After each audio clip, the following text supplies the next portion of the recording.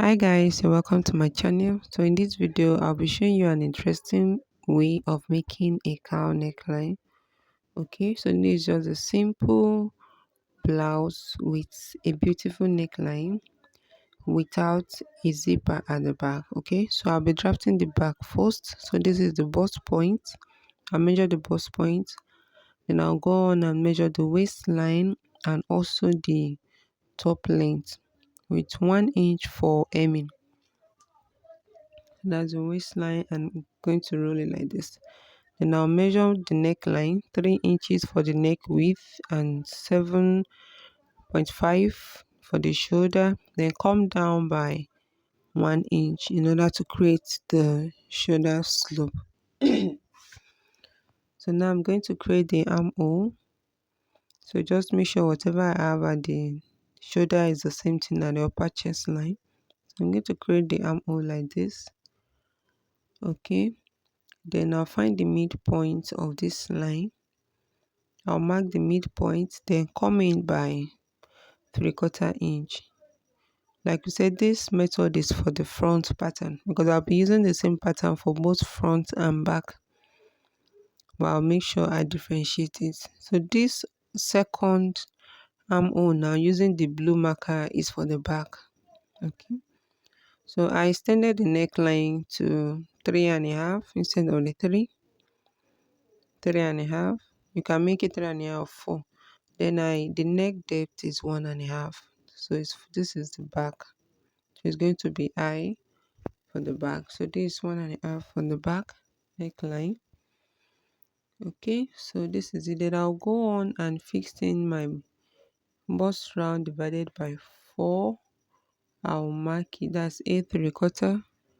Then I'll be adding 1 inch for extra allowance, then 1.5 for my seam allowance.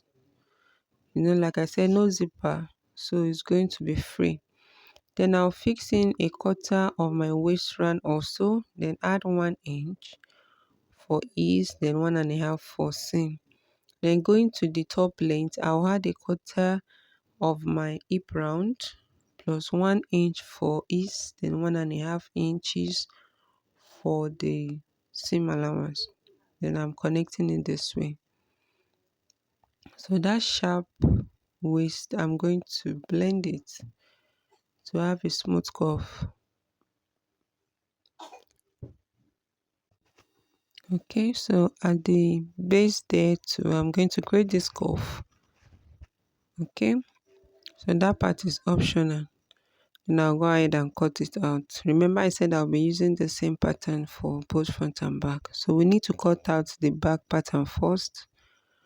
So make sure you secure the pattern with pin to avoid shifting while cutting. So this is what we have. So I cut out the back. Make sure the fabric is also unfold. So now in order to create the cowl neckline, so this is the chest line. I'm extending the chest line. So from the neckline down to the chest line, I'm just going to divide it. So just find a way to divide it, or you can still measure it to be sure. So we are going to be using a cut and spread method, or splash and spread. So now I'm cutting out the actual neck armhole for the front. So I've done that. So I'm going to cut along these lines that I wrote so that I'll be able to spread it out. Please remember not to cut it off totally. We have to cut it almost to the edge. So this is what we have. So I'll go on and put this on the fabric and spread it. So make sure you leave enough space at the upper part. I think I left about 10 inches, something like that. Extra fabric at the upper part in order for me to be able to spread this. So with this method, you can allow as many fabric as you want for the cowl neckline. Okay, it's as simple as that. So this is the method I used and the outcome was amazing. So this is it. You spread it properly, just the way you want it. And make sure you have, okay, so this is it. And you cut it out. Remember to secure it with some pins also. So I went ahead to notch where the shoulder is starting from, but it was not really useful when I was ready to work on it. Like I didn't later use it. So this is it. This is how it's going to be. I'm just trying to do a rough work here. So we need to go on now and attach the back piece to the front through the shoulder. So this is the front and the back. So you can see you align the shoulder.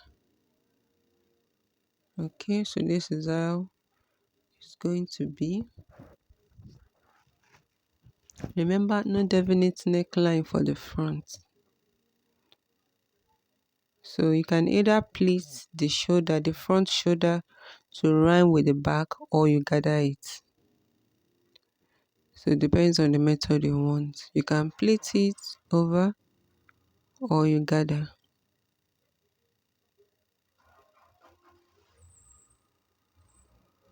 So now I want to cut facing for the front. You need to cut a facing for the front neckline. So starting from the up, I cut out the facing and stop just some inches below the armhole. Just trying to measure how long. So about 1 inch or 1.5 inches from the armhole. That's where I stop.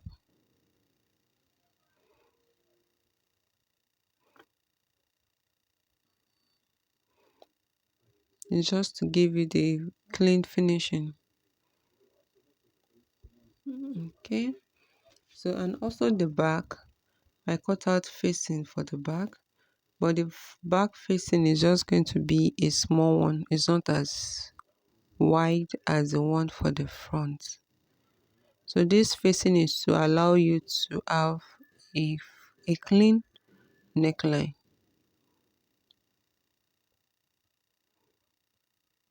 So I measure how wide I want the neckline to be at the shoulder and also the depth of the neckline.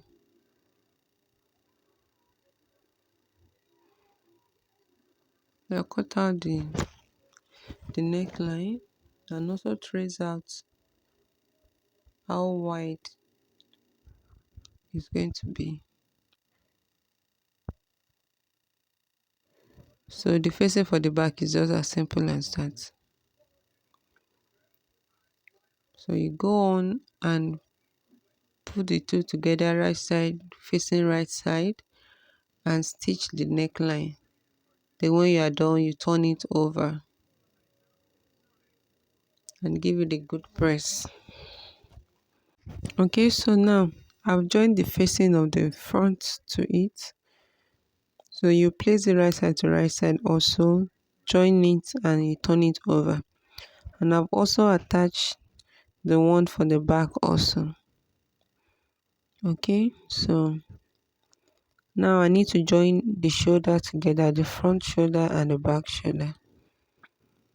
So this is it. The back shoulder has the accurate measurement, but you know the front shoulder is wider. After cutting it out, I have excess at the front shoulder.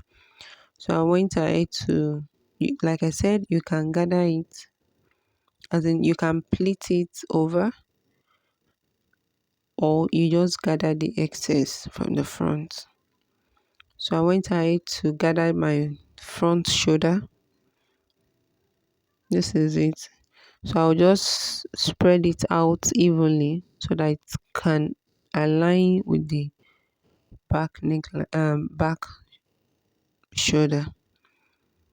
So place it together and turn it. You can use whatever method you are used to, but this is one of the method I'm used to. So you put it together and pick up one of the fabric and flip it over,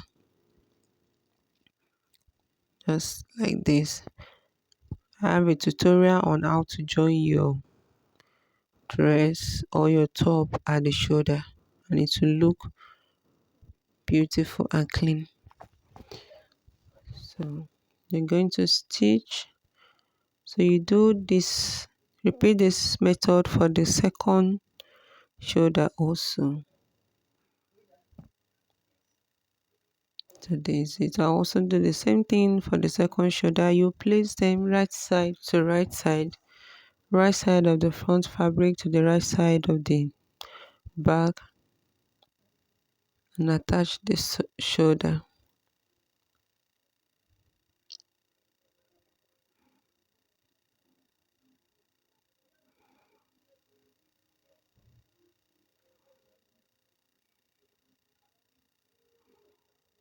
Okay, so I'm done attaching the shoulder.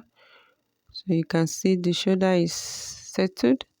So now we'll turn the clothes to the wrong side and join it at the side. You can see the way I'm bringing them together. I need to join it at the side seam. So you measure the seam allowance, okay, and stitch it down to the hem line. So you do this for both sides.